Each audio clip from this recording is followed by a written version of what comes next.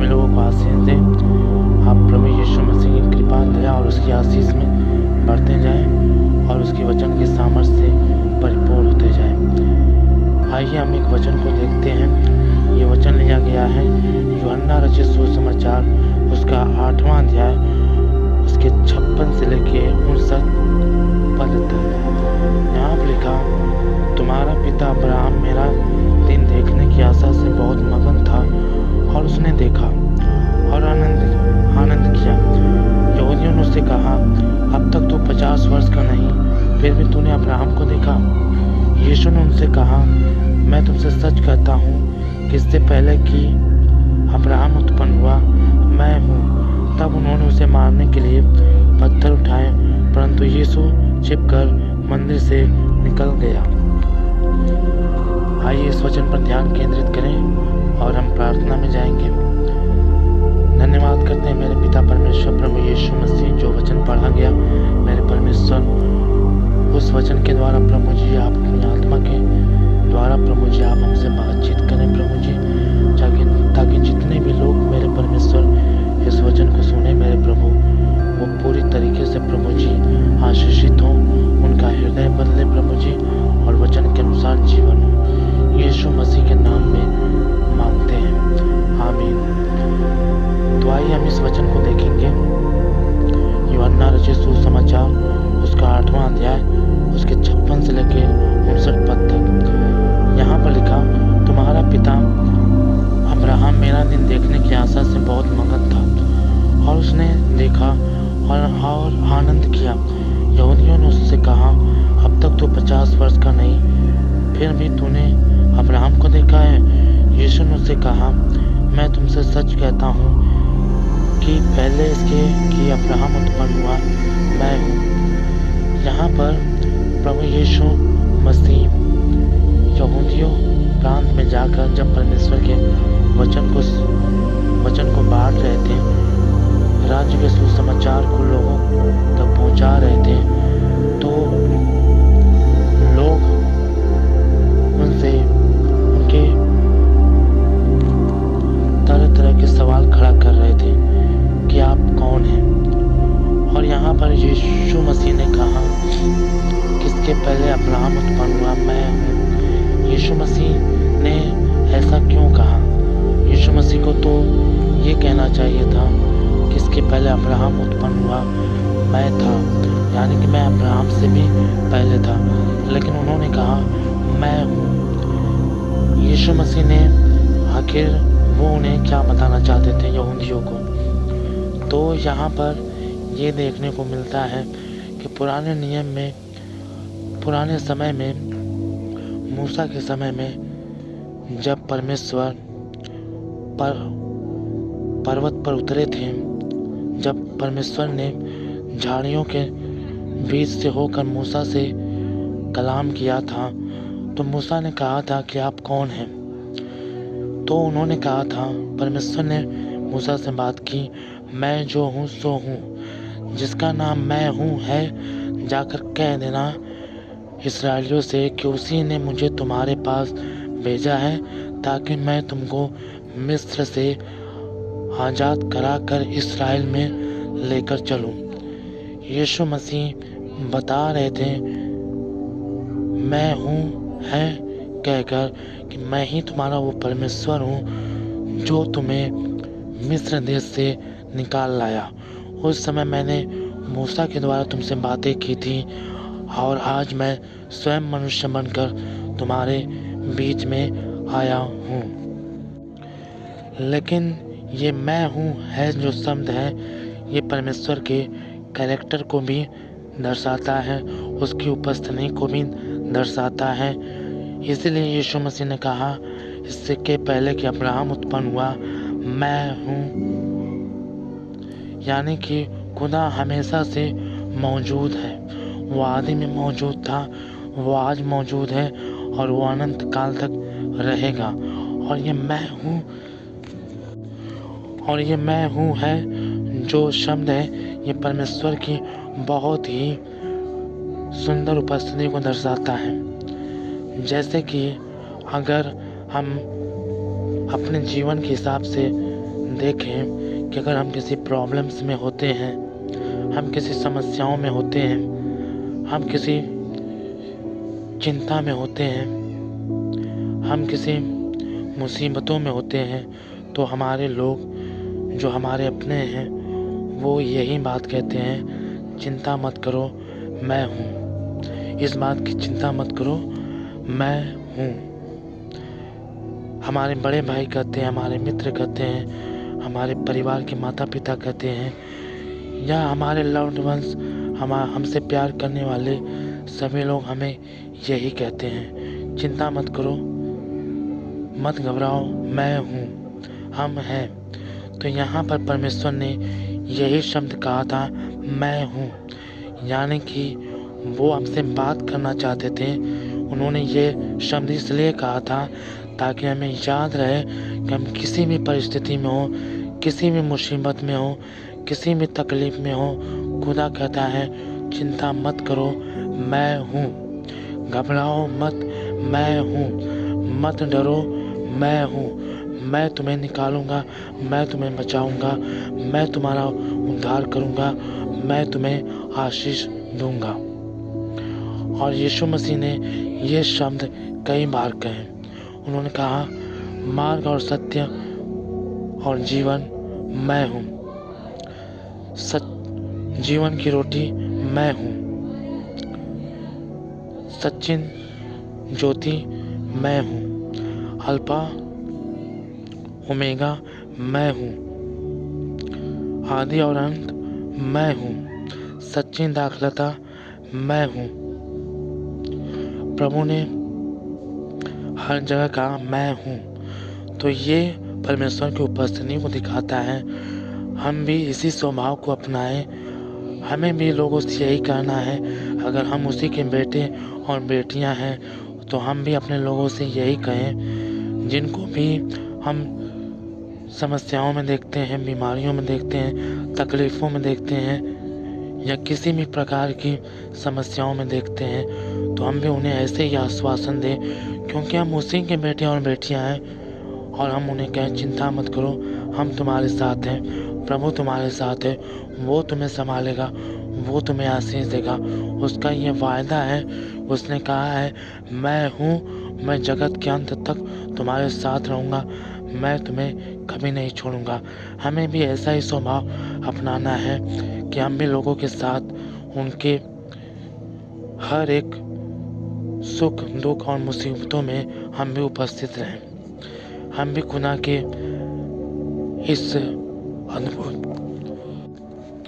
इस अद्भुत स्वभाव को अपनाएं। तो प्रभु ने जब कहा है कि मैं हूँ, तो हम इसी स्वभाव में जिए, हम भी विनम्र होकर लोगों की तकलीफ़ों के समझे, जैसा कि खुदा हमसे हर पल कहता है कि मैं हूँ, मत घबराओ मत डरो। वैसे ही हम भी अपने लोगों को देखें तो हम भी उन्हें कहें चिंता मत करो, हम हैं तुम्हारे साथ, हम तुम्हारे लिए कोई हल निकालेंगे, हम तुम्हारा साथ देंगे, हम तुम्हारी प्रॉब्लम को समझेंगे, उसको उसके लिए करेंगे। तो हमें भी खुदा के इस स्वभाव को अपनाना है, इस स्वभाव को अपनाना है और इसी में चलना है, क्योंकि प्रभु के आने का जो समय है वो बहुत ही निकट है। बहुत जल्द हमारा परमेश्वर बादलों पर उतरेगा और उस समय बहुत से लोग उठा लिए जाएंगे और बहुत से लोग रह भी जाएंगे। लेकिन जो परमेश्वर की उपस्थिति में जी रहे हैं, जो परमेश्वर के स्वभाव में जी रहे हैं, वो उठा लिए जाएंगे। लेकिन जो उसकी उपस्थिति से बाहर जी रहे हैं वो रह जाएंगे। और ये रैप्चर का समय होगा, जब प्रभु के लोग, प्रभु के दुल्हन, प्रभु के वो लोग जो पवित्र आत्मा से भरे हुए हैं, वो सभी लोग इस संसार से उड़ जाएंगे, गायब हो जाएंगे। तो हमें भी परमेश्वर के स्वभाव को अपनाना है, उसके नम्र और दीन स्वभाव को अपनाना है कि वो आत्मा में कितना नम्र था, कितना आत्मा में गरीब था, वो कितना प्योर था, वो कितना आज्ञाकारी था, वो कितना अपने स्वर्गीय पिता के वचनों पर बना हुआ था। हमें भी उसके ऐसे ही स्वभाव को अपनाना है ताकि हम रैप्चर में लेफ्ट बिहाइंड ना हो जाए। और रैप्चर का समय बहुत नज़दीक है। कलीसिया का स्वर्गारोहण बहुत ही नज़दीक है। बहुत ही जल्द प्रभु यीशु मसीह बादलों पर आएंगे और हम और आप जितने भी लोग हैं प्रभु यीशु में तैयार हैं, वो सभी लोग उठा लिए जाएंगे।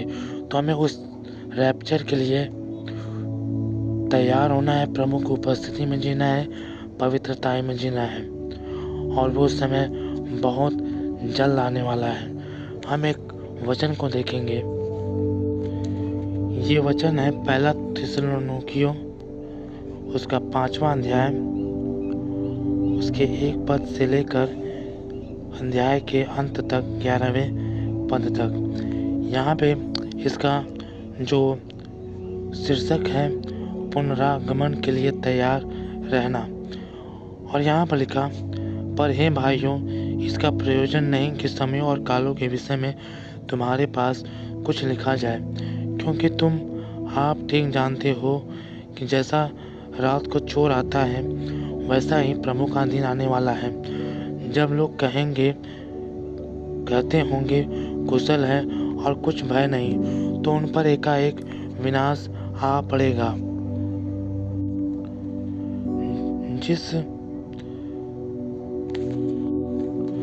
जिस प्रकार गर्भवती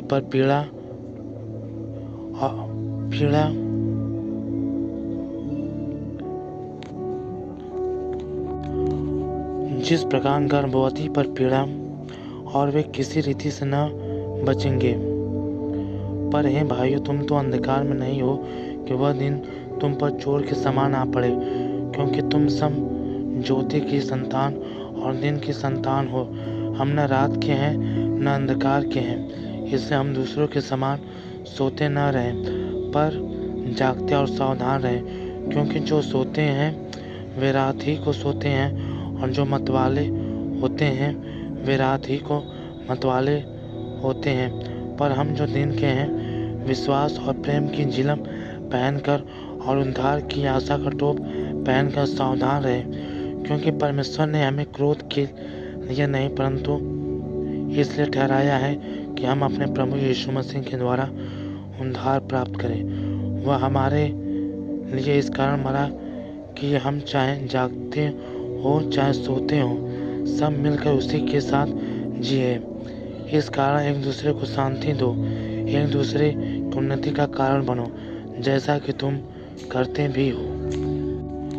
यहाँ पे लिखा, पर हे भाइयों, इसका प्रयोजन नहीं कि समयों और कालों के विषय में तुम्हारे पास कुछ लिखा जाए।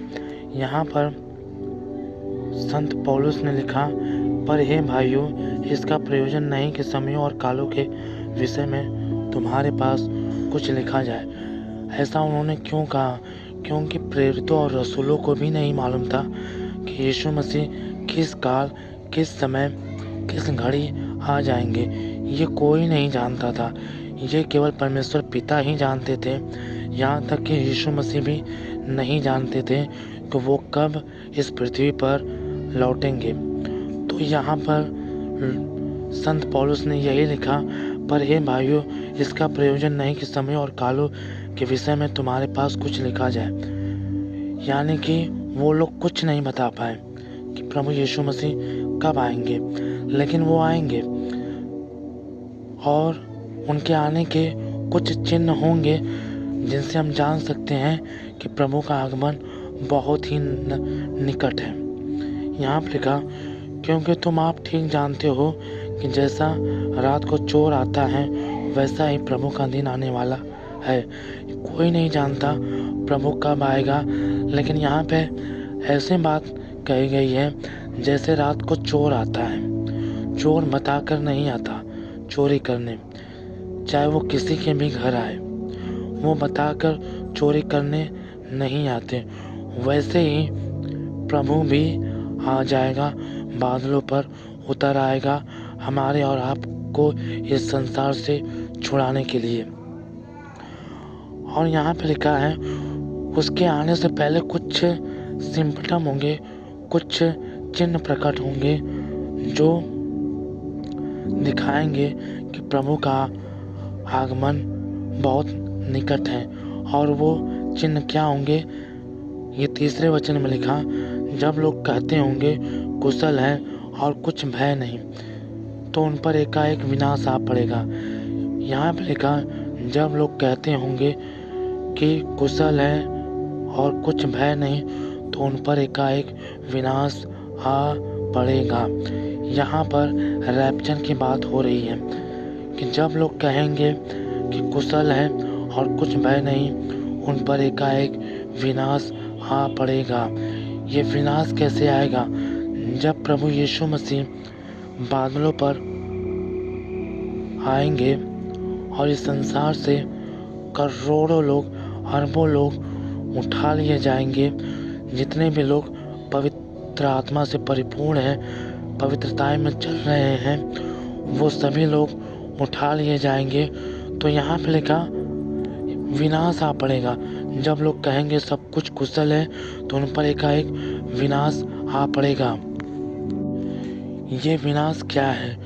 ये विनाश ये है कि उस समय संसार में गड़बड़ी हो जाएगी। संसार में गड़बड़ी ये हो जाएगी कि जब प्रभु आएंगे और अपने चुने हुए लोगों को इस दुनिया से उठा ले जाएंगे, तो इस संसार में गड़बड़ी आ जाएगी, विनाश हो जाएगा, विनाश आ जाएगा। और वो विनाश ये होगा कि कई देशों के कई शहरों में गाड़ियाँ आपस में टकरा जाएंगी, गाड़ियाँ आपस में टकरा जाएंगी। और ये कैसे होगा? ये ऐसे होगा कि ड्राइवर क्रिश्चियन था, गाड़ी को चलाने वाला क्रिश्चियन था, वो तैयार था, वो आत्मा से परिपूर्ण था। प्रभु आया, उसको लेकर चला गया और गाड़ी का एक्सीडेंट हो गया और बहुत सी गाड़ियाँ टकरा गईं। बहुत सी बाइक पे सवार लोग गिर जाएंगे। क्यों गिर जाएंगे? क्योंकि जो ड्राइवर था, जो उस बाइक को चला रहा था, वो तैयार था, वो प्रभु को मानने वाला था, वो चला गया और गाड़ी पर बैठे हुए लोग गिर गए। ऐसी बहुत सी घटनाएं होंगी पृथ्वी पर। बहुत से लोगों के कपड़े पृथ्वी पर दिखेंगे जगह जगह पर। ऐसा भी होगा कि बहुत सारे विमान हवा में ही क्रैश हो गए, आकाश में ही दुर्घटनाग्रस्त हो गए। क्यों हो गए? क्योंकि जो पायलट था, जो वो विमान चालक था, वो प्रभु को मानने वाला था, वो तैयार था, वो आत्मा से परिपूर्ण था। प्रभु आया, उसको उठाकर लेकर चला गया और विमान क्रैश हो गया। ये सारी घटनाएं उस समय होंगी। संसार में गड़बड़ी पैदा होगी, हाहाकार मच जाएगा कि अरबों लोग इस दुनिया से कहाँ लापता हो गए। ऐसा विनाश देखने को मिलेगा। ये हर देश में होगा, हर शहर में होगा। प्रभु के लोग, जब प्रभु आएगा, जब तुरही की आवाज़ सुनेंगे, तो वो सभी लोग उठा लिए जाएंगे, जितने भी प्रभु में तैयार हैं। और इस संसार में गड़बड़ी देखने को मिलेगी, जैसा कि आपको बताया गया। ऐसी बहुत सी गड़बड़ियाँ देखने को मिलेंगी।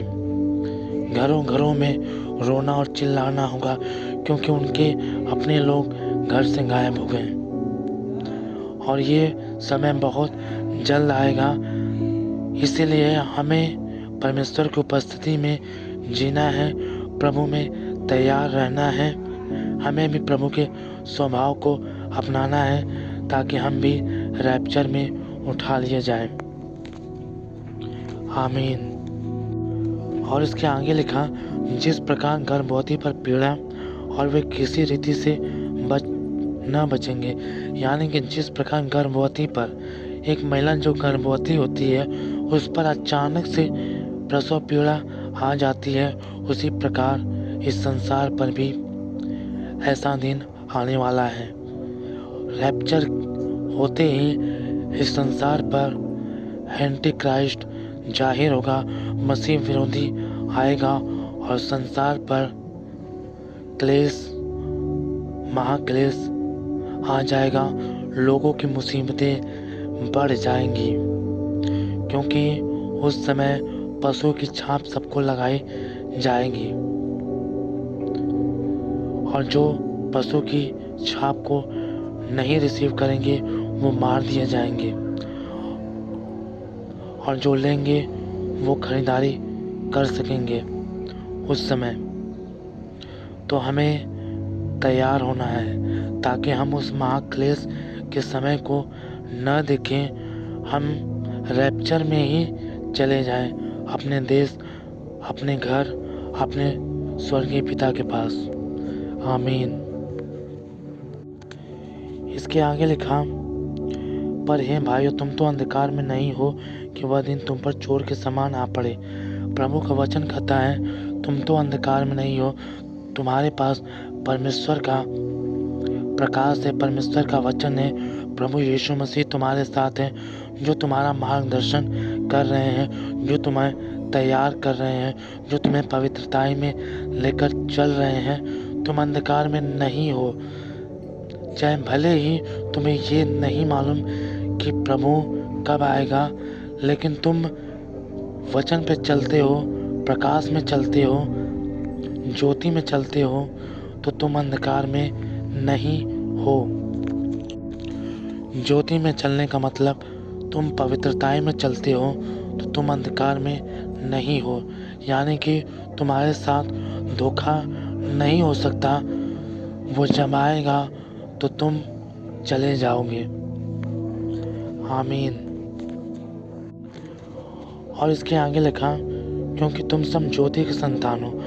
ज्योति के संतान यानी कि हम तो प्रभु यीशु मसीह की संतान है, हम उसी को मानने वाले हैं, तो हम अंधकार के कैसे हैं और दिन की संतान हैं और हम सचेत रहते हैं। दिन का मतलब दिन में लोग जागते रहते हैं, सचेत रहते हैं, तैयार रहते हैं, तो हम दिन के संतान हैं, हम ज्योति के संतान हैं। हम उस दिन को अपने निकट आता हुआ देख रहे हैं, हम उन लक्षणों को देख रहे हैं, हम उस चिन्हों को देख रहे हैं कि प्रभु का आगमन नज़दीक है। ज्योति के संतान का मतलब ये है कि हम तैयार हैं, हम पवित्रताई में चल रहे हैं। दिन के संतान का मतलब ये है कि हम प्रभु के आगमन के जो चिन्ह दिखाई दे रहे हैं, हम उनको जान रहे हैं, हम उनको समझ रहे हैं और हम उनको पहचान रहे हैं कि कैसे आज राज्य पे राज्य चढ़ाई कर रहा है, कैसे आज प्रभु के आगमन के जो चिन्ह हैं, जगह जगह महामारियाँ, अकाल, भूकंप हो रहे हैं। तो हम पवित्रताई में चलते हैं क्योंकि हमारा प्रभु यीशु मसीह हमें अपने वचन के द्वारा पवित्र करता है।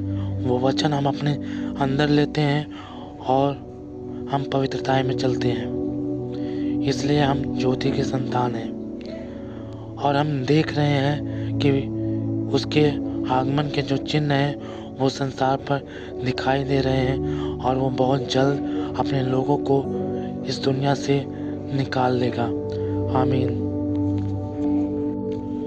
इसके आगे लिखा, हम न रात के हैं न अंधकार के हैं। रात का मतलब हम सोने वाले नहीं हैं। सोने का मतलब ये नहीं कि हम रात को न सोएं, हम रात को सोएं। सोने का मतलब ये है कि हम सचेत हो रहे हैं कि प्रभु के आगमन का दिन कितना नज़दीक है, क्योंकि उसके जो लक्षण दिख रहे हैं, उसके जो चिन्ह दिख रहे हैं, उससे हम ये जान जाएं कि प्रभु का आगमन कितना नज़दीक है। यही है सचेत होने का मतलब, यही है दिन की संतान। हम रात के नहीं हैं, यानी कि हम सोते ही रहें, हमें कुछ मालूम ही ना हो कि उसके आने के दिन, उसके आने के चिन्ह प्रकट हो रहे हैं और हम नहीं जानते कि वो कब आएगा। उसके आगमन के चिन्ह प्रकट हो रहे हैं तो हम जान जाएं, हम सचेत हो जाएं कि वो बहुत जल्द आने वाला है। और यहाँ पर लिखा, हम न रात के हैं न अंधकार के हैं। अंधकार से मतलब हम पाप में नहीं जीते हैं, हम बुराई में नहीं जीते हैं, हम गलत कामों में नहीं जीते हैं। अंधकार का मतलब यही है कि हम अंधकार में नहीं चलते हैं, हम ज्योति की संतान हैं, हम प्रभु यीशु मसीह की संतान हैं, हम पवित्रताई में चलते हैं, हम दिन की संतान हैं, हम उसके आगमन के चिन्ह को देख रहे हैं, हम सचेत हैं, हम अपने आप को तैयार कर रहे हैं, अपने लोगों को तैयार कर रहे हैं, लोगों को सुसमाचार बता रहे हैं ताकि वो भी प्रभु के आगमन के लिए तैयार हो जाए और हम सभी प्रभु के समय जब वो आए तो हम भी बादलों पर उठा लिए जाएं। आमीन। इसके 6वें पद में लिखा, इसलिए हम दूसरों के समान सोते न रहें, यानी कि हमें सचेत रहना है। प्रभु के जो आगमन के जो चिन्ह हैं उनके प्रति सचेत रहना है। हमें लोगों को भी सचेत करना है कि हम सभी लोग सचेत रहें, हम सभी लोग तैयार रहें कि आज इज़राइल जो है एक संपूर्ण राष्ट्र बन चुका है। प्रभु ने कहा था कि अंजीर के वृक्ष में पत्ते लगेंगे, उसकी डालियाँ कोमल होंगी। तो हमें उस चिन्ह को भी देखना है कि आज इज़राइल एक राष्ट्र बन चुका है। हाँ, और प्रभु का आगमन बहुत निकट आ चुका है। पर जागते रहें और सावधान रहें। पर हम जागते रहें, हम सब कुछ देखते रहें कि कैसे आज राज्य के ऊपर राज्य चढ़ाई कर रहा है। आज जातियां एक दूसरे के विरुद्ध उठ खड़ी हुई हैं। जगह जगह अकाल और भूकंप हो रहे हैं और प्रभु ने कहा कि बहुत से भरमाने वाले आ जाएंगे, जो कि आज बहुत से भरमाने वाले आ चुके हैं। तो हमें सचेत रहना है, हमें सावधान रहना है कि हम न तो भरमाए जाएं और न तो अंधकार में जिए। प्रभु का आगमन नज़दीक है, हम तैयार रहें। आमीन। इसके आगे लिखा, क्योंकि जो सोते हैं वे रात ही को सोते हैं, यानी कि जो लोग सावधान नहीं है, जो लोग पूरी तरीके से जाग नहीं रहे हैं। परमेश्वर ने जो कहा कि वो बहुत जल्द आएगा, जो इस बात के प्रति बिल्कुल ही सावधान नहीं है, ये उनके बारे में बात हो रही है। क्योंकि जो सोते हैं वे रात ही को सोते हैं, यानी कि वो लोग जो अपने जीवन के प्रति, अपने पवित्रताई के प्रति जिनका बिल्कुल भी ध्यान नहीं है, वो लोग सो रहे हैं। वो लोग प्रभु के आगमन का जो चिन्ह उसको भी नहीं देख रहे हैं। वो लोग अपने जीवन को पाप में निकाल रहे हैं। रात का मतलब यही है कि वो अंधकार में जी रहे हैं। यहाँ पे लिखा, और जो मतवाले होते हैं वे रात ही को मतवाले होते हैं, यानी कि वो लोग जिन्हें प्रभु का भय नहीं है, जो ये समझते हैं कि प्रभु के आने में काफ़ी देरी है, या जो उसके आगमन को लेकर बिल्कुल ही सतर्क नहीं है, वो लोग जो अपने जीवन को गुनाह में काट रहे हैं, जिनको गुनाह ने मतवाला कर दिया है, वे लोग रात ही को मतवाले होते हैं। यानी कि वो लोग पूरी तरीके से पाप की गिरफ्त में हैं।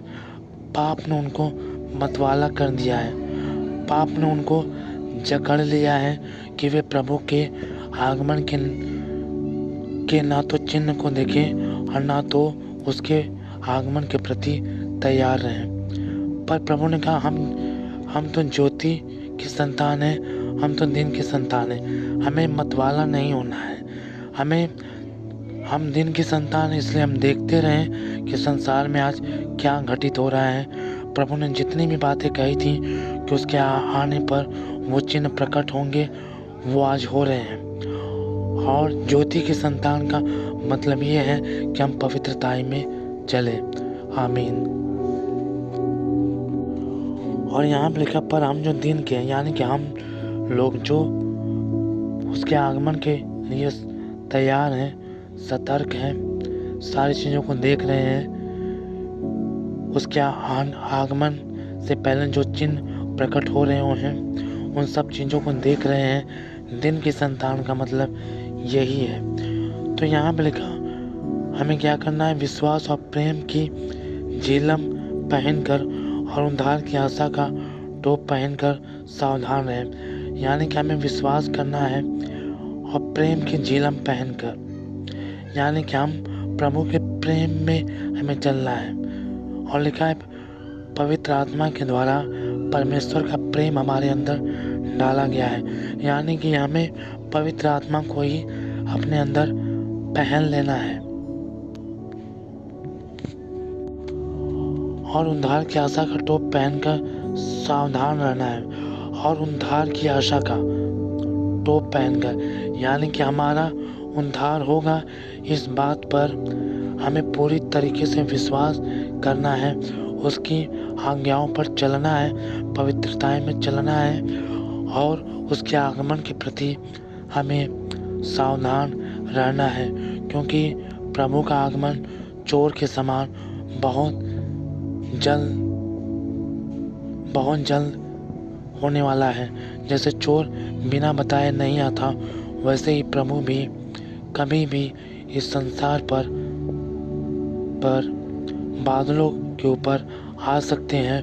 तुरही कभी भी फूंकी जा सकती है स्वर्ग दूतों के द्वारा, और इस संसार से लोग जो प्रभु के लोग हैं, जो पवित्रताएं में चलते हैं, जो विश्वास में चलते हैं, जो प्रेम में चलते हैं, वो सभी लोग उठा लिए जाएंगे। आमीन। इसके आगे लिखा, क्योंकि परमेश्वर ने हमें क्रोध के लिए नहीं परंतु इसलिए ठहराया है कि हम अपने प्रभु यीशु मसीह के द्वारा उद्धार प्राप्त करें। यहाँ पे लिखा, प्रभु ने हमें क्रोध के लिए नहीं परंतु इसलिए ठहराया है कि हम प्रभु यीशु मसीह के द्वारा उद्धार प्राप्त करें। यहाँ पे ये लिखा है, क्योंकि परमेश्वर ने हमें क्रोध के लिए नहीं। ये क्रोध क्या है? रैप्चर जब होगा, जब कलीसिया उठा ली जाएगी, तो परमेश्वर के क्रोध के दिन आ जाएंगे। परमेश्वर और मेमने के प्रकोप के दिन आ जाएंगे। प्रभु ने हमें उस दिन के लिए नहीं ठहराया है, उस क्रोध के लिए नहीं ठहराया है। प्रभु ने हमें उद्धार के लिए ठहराया है। प्रभु ने हमें स्वर्गारोहण के लिए ठहराया है कि जब उसका पुत्र आएगा हम उठा लिए जाए। तो हम इन सब बातों के लिए तैयार रहें कि हम महाक्लेश को न देखने पाए, और जब प्रभु आए तब हम इस संसार से उठा लिए जाए। आमीन। और यहाँ पे लिखा, क्योंकि परमेश्वर ने हमें क्रोध के लिए नहीं परंतु इसलिए ठहराया है कि हम प्रभु यीशु मसीह के द्वारा उद्धार प्राप्त करें। यानी कि हम महाक्लेश के दिन को, जो परमेश्वर के क्रोध का दिन है, जिसमें 7 मोहरें खोली जाएंगी, हर मोहर के खुलने पर विपत्ति है, 7 तुरहियां फूंकी जाएंगी, हर तुरही के बजने पर विपत्ति है, 7 कटोरे उंडेले जाएंगे, हर कटोरा उंडेलने पर विपत्ति है। हम उन दिन को न देखें परंतु हम अपने प्रभु यीशु मसीह के द्वारा उद्धार प्राप्त करें कि जब प्रभु हमारा बादलों पर आएगा तो वो दिन हम न देखें, उससे पहले ही हम बादलों पर उठा लिए जाए और हम प्रभु के साथ स्वर्ग में चले जाएं। आमीन। और इसके 10वें वचन में लिखा, वह हमारे लिए इस कारण मरा कि हम चाहे जागते हों चाहे सोते हों, सब मिलकर उसी के साथ जिए। इस कारण एक दूसरे को शांति दो, एक दूसरे की उन्नति का कारण बनो जैसा कि तुम करते भी हो। यहाँ पे प्रभु ने कहा वह हमारे लिए इस कारण मरा। यहाँ पे पौलुस ने कहा परमेश्वर का वचन कहता है कि वह हमारे लिए इस कारण मरा कि हम चाहे जागते हों चाहे सोते हों। यानी कि अगर हम जाग रहे हैं, अगर हम प्रभु के आगमन के दिन को पहचान रहे हैं, उन प्रभु के आगमन के चिन्ह को देख रहे हैं या न भी देख रहे हैं, या हम इस बात का अंदाज़ा नहीं लगा पा रहे हैं कि प्रभु का आगमन कब होगा, तब भी हम उसी के लिए जिए, तब भी जैसा वो कहता है हम वैसा करें। हम पवित्रताएं में चलें, हम पवित्र आत्मा की परिपूर्णता में चलें, ताकि वो जब भी आए हम उसके साथ जाने वाले हो सकें। आमीन। और लिखा है इस कारण एक दूसरे को शांति दो। हमें एक दूसरे को शांति देना है। हमें किसी के जीवन में ठोकर का कारण नहीं बनना है। हमें उनके जीवन में उन्नति का कारण बनना है, शांति का कारण बनना है, खुशी का कारण बनना है। कोई क्लेश में है तो हमें प्रभु की उपस्थिति में जीना है और उसे शांति देना है, परमेश्वर की शांति को पहुंचाना है, परमेश्वर के विश्वास को पहुंचाना है, परमेश्वर के वचन से शांति देना है कि बहुत जल्द हमारा छुटकारा होने वाला है। बहुत जल्द हमारा छुटकारा बादलों पर उतरेगा और हम सभी लोग इस संसार से निकल जाएंगे। आमीन।